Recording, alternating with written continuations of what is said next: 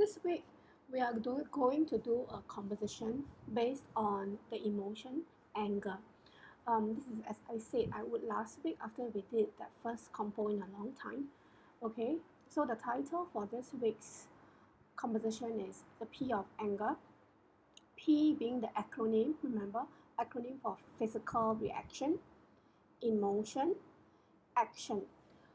If you remember, at Learning Partners, we use P's to describe emotions. In other words, all emotions, happiness, anger, sadness, they can actually be described using the P technique. Okay, let's move on to today's assignment. Today's assignment is to write a 150-word story based on the picture that you see here.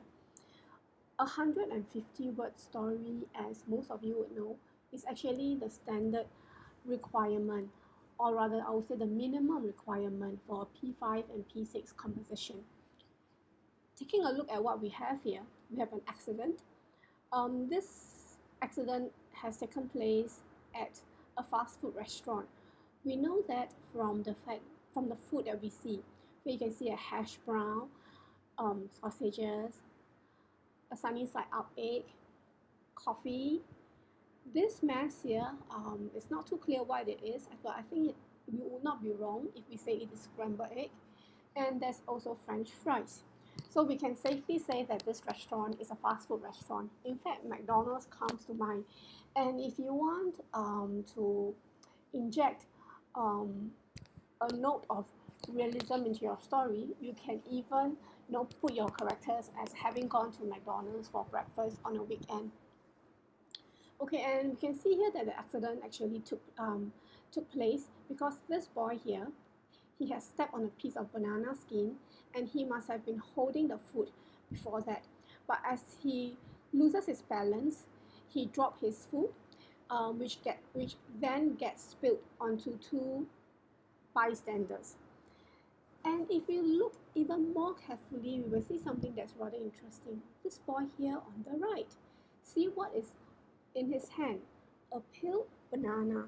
So now we know where the banana skin comes from. This boy must have peeled his banana and then thrown the peel onto the ground, causing the accident. So here we have the ingredients of a story, okay, a conflict. So what we need to decide next is what happens after this, what happens next. A common complaint among children when they are writing stories is that they don't know what to write, they don't know how to write. So if you have such an issue, okay, to help you out, I actually have got the outline of the story here. Okay, so this is actually to help children who say they don't know what to write.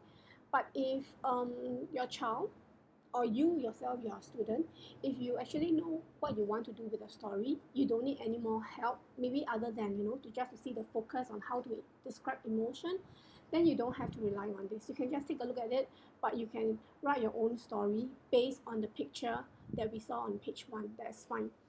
Okay.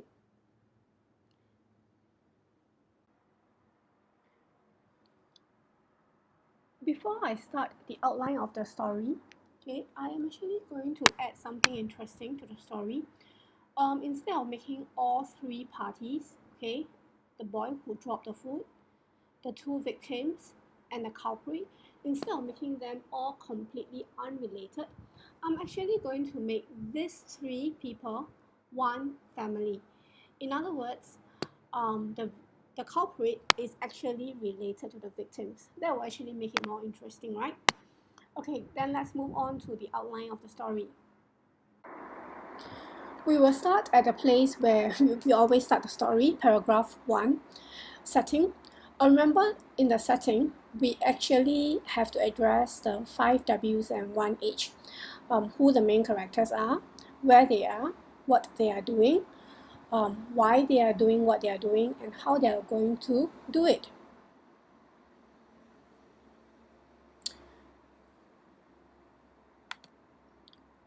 Let's start. Sam woke up feeling very excited. He had been looking forward to this day.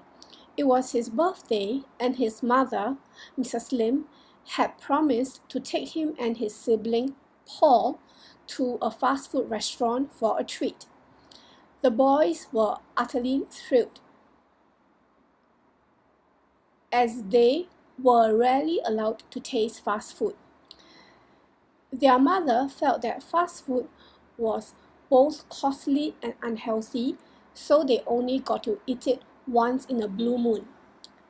Taking advantage of the occasion, Sam had asked to go to McDonald's to celebrate his birthday, and his mother had agreed. Actually, it doesn't have to be McDonald's, although it is the restaurant that comes to mind first.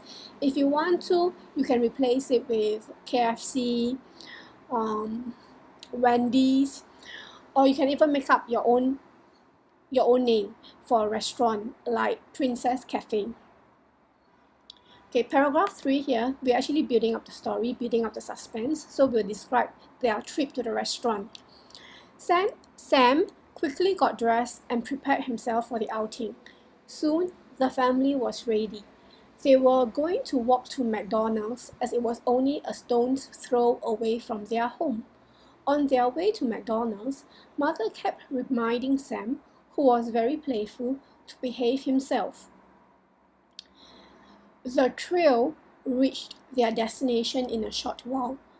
McDonald's was bustling with customers, but they were very lucky as they managed to find an empty table quickly.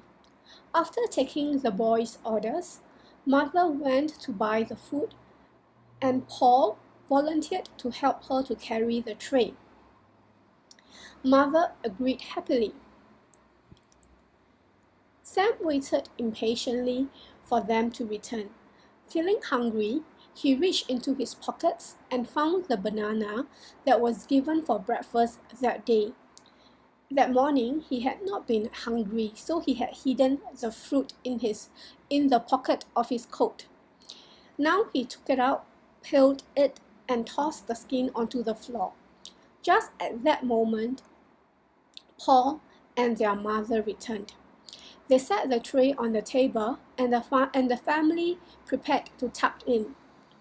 Before anyone could even take a bite, the most awful thing happened.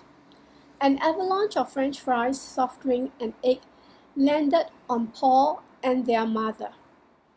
A boy carrying a tray had not noticed the banana skin that Sam had thrown on the ground and stepped on it. Okay, in paragraph 7, we will actually reach the climax of the story, and that's also the focus of today's story, which is the description of anger. And in this case, you can imagine how angry Mother will be that there was this accident and that her own son had been the cause of the accident.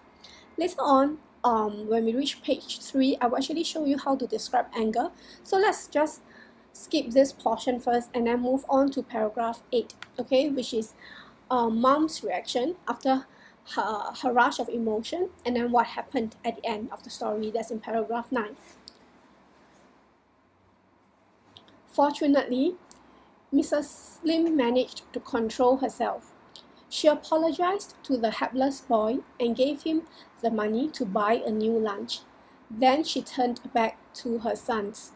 Without another word, she ushered Paul and his brother home. As a punishment for his thoughtless act, Sam had bread and butter for lunch on his breakfast. He was very ashamed of himself. He had not realized that his inconsiderate action would have such repercussions. As he chewed on the bland bread, he swore that he would never litter again. What an awful birthday!